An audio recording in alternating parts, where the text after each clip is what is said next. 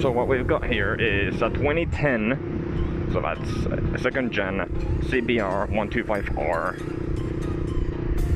with stock engine, but a Johnny exhaust. So there's gonna be B-roll of this.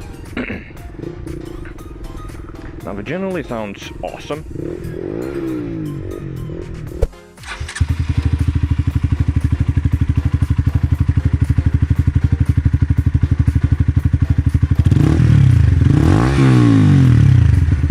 Immediately I can tell you that the seating position here is very, very upright. Previously the owner of this bike had a fat bar on this. You can see the holes for that right there, but he went back to stock after he crashed because his fat bar isn't completely intact. But when he had that fat bar on this, honestly it felt like a naked. Like, this is not a very aggressive seating position, nowhere near the aggressiveness of a YZF-R, for example. I'm not sure how different the third generation CBRs are, but I'm pretty sure they follow a similar mindset, so they're not as aggressive as a Yamaha or an Aprilia RS4 would be, for instance. So the CBR is very laid back. The seat is very comfortable.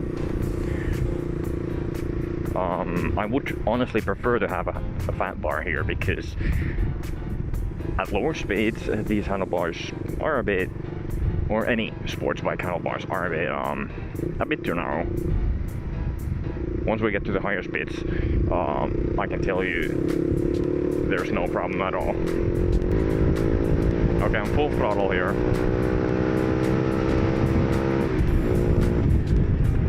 Okay. I'm not feeling the transmission here, totally. It's a bit wonky. I don't really know what gear I'm on. I don't know when I shift, does it actually shift. This is a 2010, which is from the very end of the second generation of CBRs. This is really 6th gear already. Wow. So it's from the very end of the second generation. The third generation came in 2012 or 2013, I believe. So it is a bit old-fashioned. You can see the gauges are all completely mechanical. Even for its time, it looks dated. So my another friend has a 2008, 2009 YZF-R, and the dash of that looks much less dated. It looks a lot better. It has a fuel gauge, RPMs, speedometer, odometer, and a temperature gauge. As I said, all of them mechanical. So now that I've been riding for a bit here, I can definitely tell you that the bike feels very agile, very light, and that's for two reasons. One, they are light. So CBRs are the lightest of the sports bikes. Okay.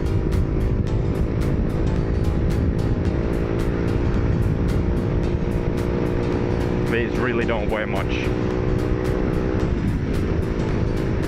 I mean, we're talking dozens of kilograms less than a YZF-R or even an MT would weigh, which is kind of phenomenal, but also very nice.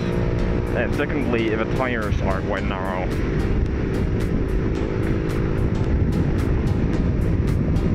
Which gives a feeling of agility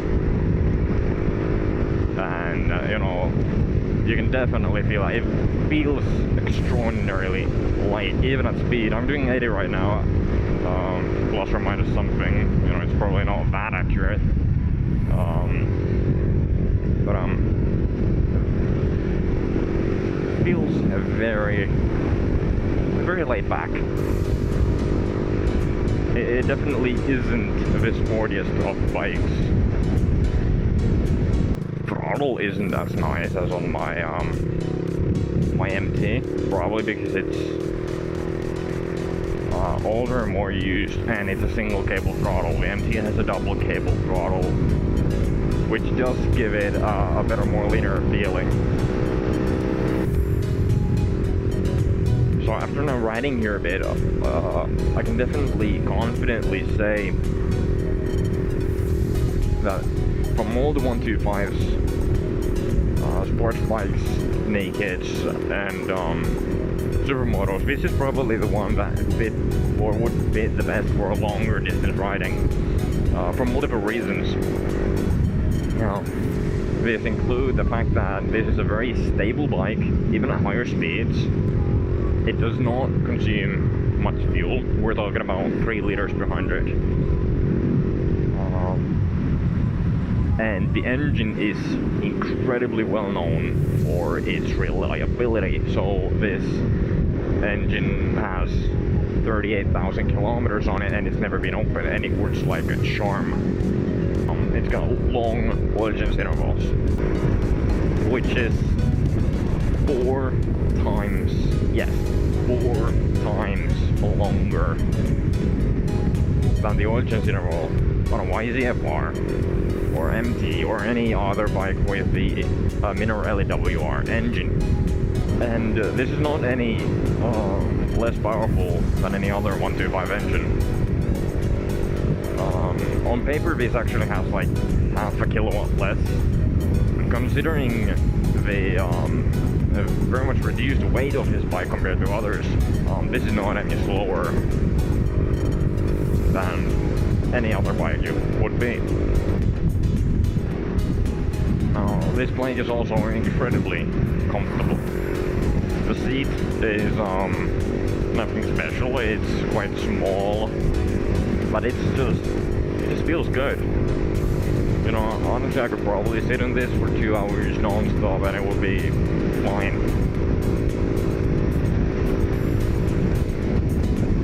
Although I can say the same about my MT as well. So this is nothing unique, but it's good.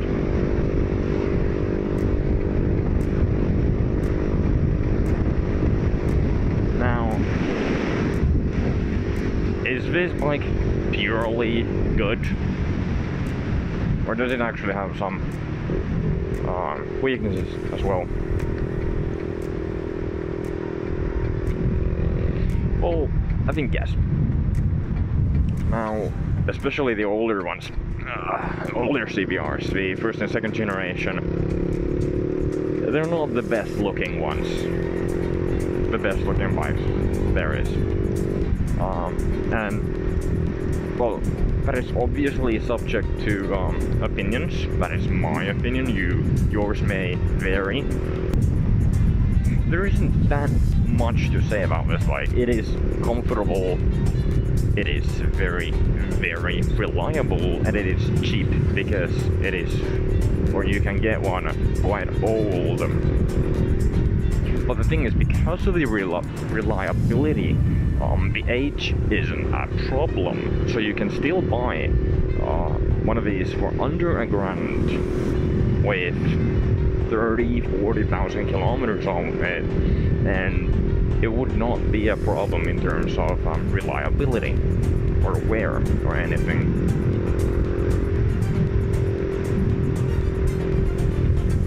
And this exact bike, my friend bought this for 950 euros like a year ago, and this has been perfect. It's had no problems that the owner hasn't caused, and that's just how these bikes are. These are like old diesel Mercedes. And